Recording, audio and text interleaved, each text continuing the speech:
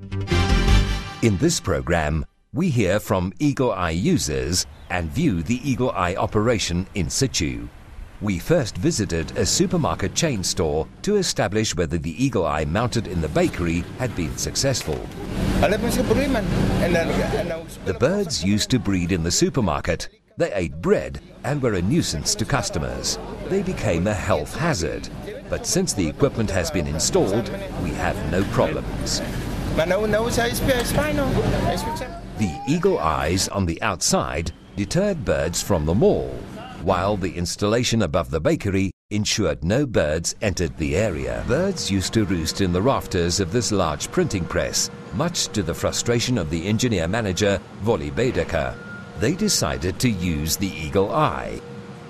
The acid in the bird droppings actually eating the paintwork and damaging the equipment, and also the bird droppings on semi-printed work and completed books. The major bird penetration point identified was under a roof.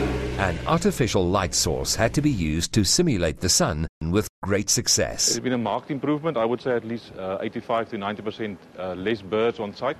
There's still work on our side to do to close up some holes and things, but otherwise excellent.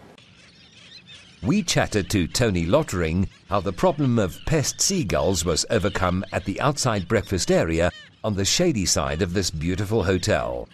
And we had to adapt and do or discuss different options around using the eagle eye. And through my experience and just chatting to a lot of bird experts, they are telling me that these birds are very intelligent birds. And whatever measure you use, eventually they do get used to it. But I must say, with the ongoing change that we've done here, you know, we've had a normal eagle eye and then we've put some red tape on and then we've done some other things. They don't kind of get used to one eagle eye. So that kind of confuses them, and that's really a good thing. I must say the reduction in birds was between 60 and 80%. Johan Terblanche is a blue-chip residential property manager. The problem with Adidas, on a constantly basis, we had bird droppings in the mornings that we hardly could control, and then we asked Eagle Eye to install eagle eyes for us. The results was enormous. We also had problems at our premises in the waterfront, where we had the seagulls, and it's also successful. With the eagle eye, we had a success rate of 98%.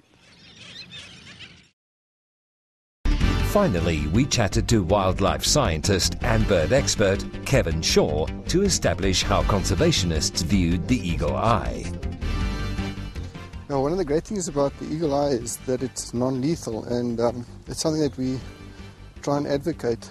You know, we come out of a history where a lot of lethal methodologies were used, like poison and shooting and things like that, and it's actually great to have something like this that is non-lethal.